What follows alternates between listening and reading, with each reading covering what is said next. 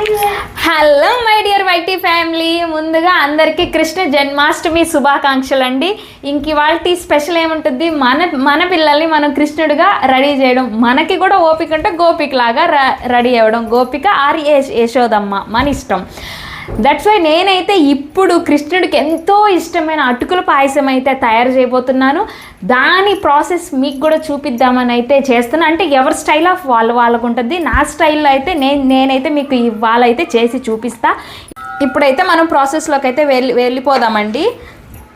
First నేను ఇక్కడైతే పచ్చెనగపప్పు అండి ఒక 4 hours ముందరైతే నానబెట్టుకున్నా. కొంచెం వేసా, సర్లే ఎప్పుడు ఒట్టి అటుకులతోనే చేస్తాం కదా, ఇంకసారి కొత్తగా ట్రై చేద్దామని.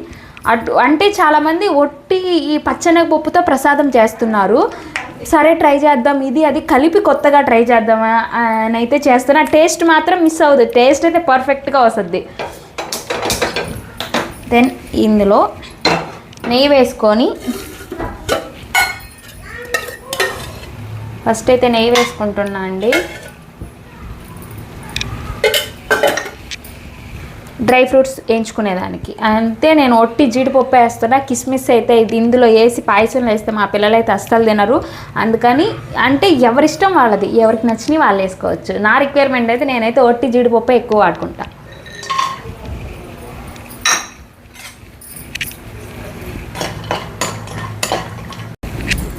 మన జీడిపప్పు అయితే ఫ్రై అయిందండి. ఇది తీసేసుకుంటుండా.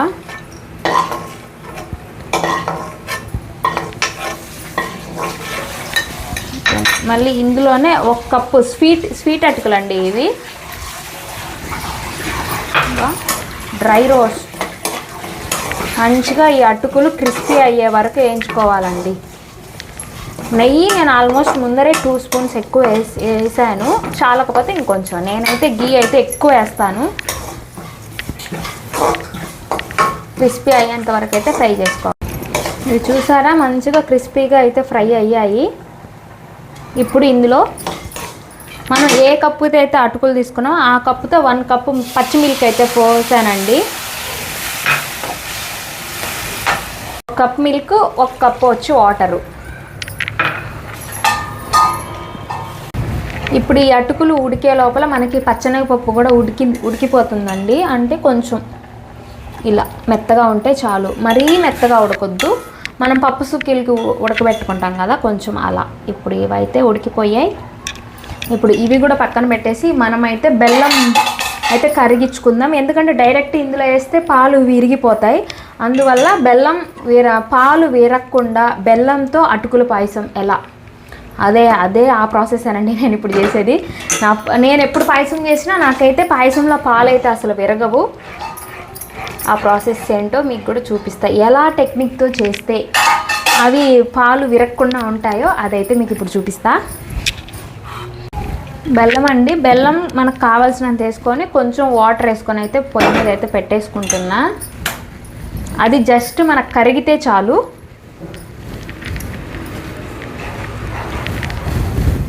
మనకి అటుకులు కూడా కొంచెం ఉడికేసేయండి. అందులోని ఇప్పుడు మనం ఆల్రెడీ బాయిల్ చేసి పెట్టుకున్న పచ్చెనగపప్పు కూడా వేసేస్తున్నా.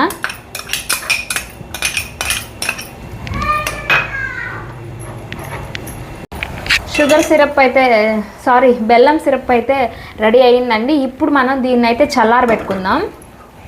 బాగా కూల్ అయిపోవాలండి అది. అంతలోపల కొబ్బరి పౌడర్ని అయితే కొంచెం వేయించుకుందామండి నెయ్యిలో.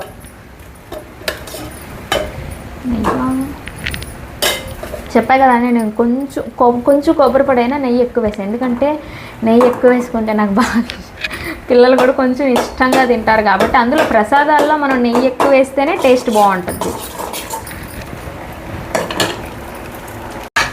మన ప్రసాదం అయితే ఆల్మోస్ట్ దగ్గరకైతే వచ్చేసిందండి. ఇప్పుడు ఇందులో వేయించుకున్న జీడిపప్పులు, ఈ కొబ్బరి పౌడర్ కూడా అండి, ఇందులో యాలక్కాయ పౌడర్ కూడా వేసానండి. అది నేను వీడియో తీస్తున్నా అని అనుకున్నా, కానీ అదైతే రాలేదు. దెన్ ఇప్పుడు బెల్లం సిరప్ అయితే పోసేసుకుంటున్నా.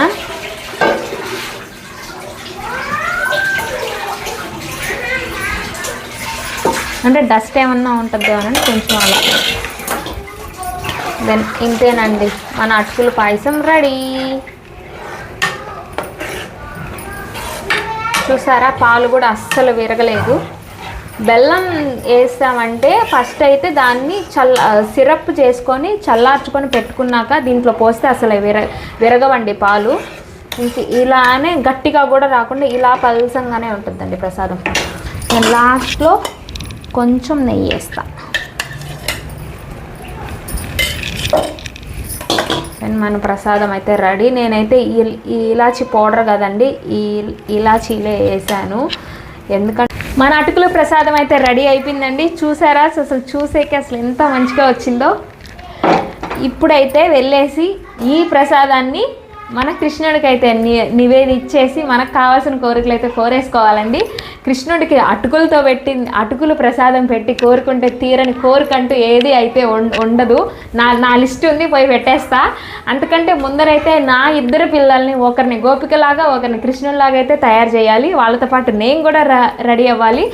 ఐ హోప్ ఈ వీడియో కనుక మీకు నచ్చినట్లయితే లైక్ చేయండి, షేర్ చేయండి, సబ్స్క్రైబ్ చేయండి. బెల్ ఐకాన్ మాత్రం క్లిక్ చేయడం మర్చిపోకండి. మరొకసారి మీ అందరికీ కృష్ణ జన్మాష్టమి శుభాకాంక్షలండి. Bye friends, see you next vlog.